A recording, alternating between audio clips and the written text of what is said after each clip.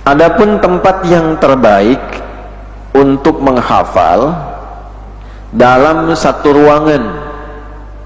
Adapun tempat yang terbaik untuk menghafal yaitu upayakan dalam satu ruangan yang khusus. Tempat. Wa kullu mawdi'in ba'idin 'anil mulhiyat, dan setiap tempat yang tidak banyak gangguannya. Ya, mulhiyat itu segala yang merubah konsentrasi kita, yang melalaikan kita dari fokus. Ya, misal mau ngapalin di depan tuh, begitu mau ngapal mobil lewat tuh bunyi penasaran, tuh ya. Makanya kalau bangun pesantren dulu kenapa ulama kita agak ke dalam, tidak ke dekat-dekat jalan, supaya meminimalisir bunyi-bunyi yang muncul. Oh, saya jadi ingat ya, tolong dibantu doakan ya. Tuh, keluarga pesantren yang Al-Khazini didoakan ya. Ya, yang ada musibah runtuh itu bangunan mushola, masih ada yang terjebak di dalamnya. Semoga Allah berikan kebaikan-kebaikan, Allah memberikan syahadah untuk yang wafat dan kesabaran untuk keluarga insyaallah. Kembali. Nah, jadi cari tempat yang membuat intinya kita bisa fokus menghafal. Makanya ghuraf itu jamak dari ghurfah. Ya, bisa kamar, tapi sebetulnya lebih kepada ruangan yang membuat kita, atau ruang tempat yang membuat kita lebih enak menghafal. Biasanya memang agak beda-beda, tapi kalau sudah ghurfah itu artinya yang terhalang dari pengaruh-pengaruh luar yang membuat kita nggak fokus. Ya, tapi kalau sudah ghurfah, jangan nyimpan perangkat yang membuat kita nggak fokus juga. Ngapalin di kamar tapi TV-nya nyala. Skor berapa skor? Itu kan? Ngapalin tapi handphonenya aktif, ya susah.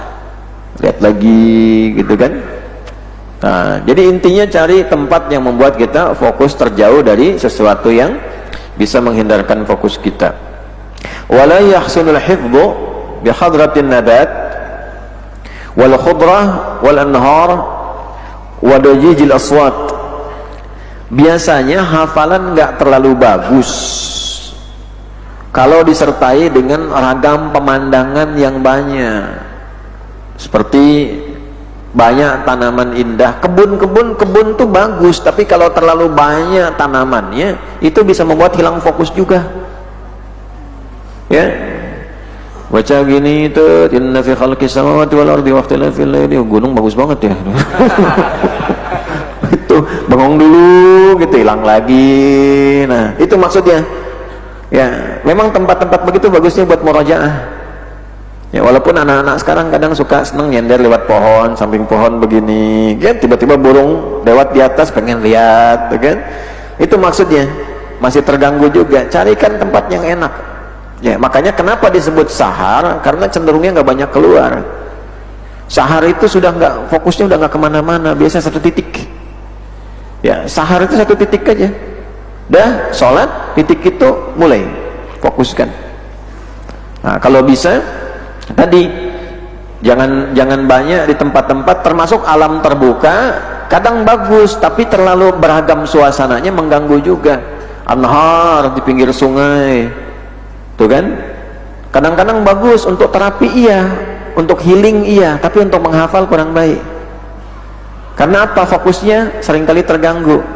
Jadi begitu mau menghafal, airnya terdengar pengen lihat, alih-alih menghafal berenang gitu, ya.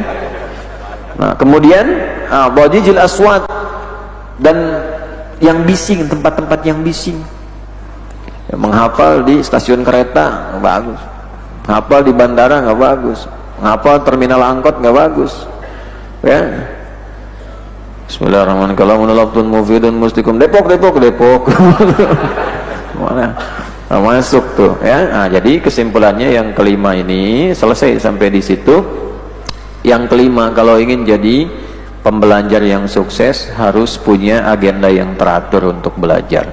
dan memanfaatkan usia ini dengan baik untuk mengisi pengetahuan yang benar, sehingga pengetahuan itu menopang fungsi hidup kita untuk melahirkan 3 keberhasilan dari makna umur.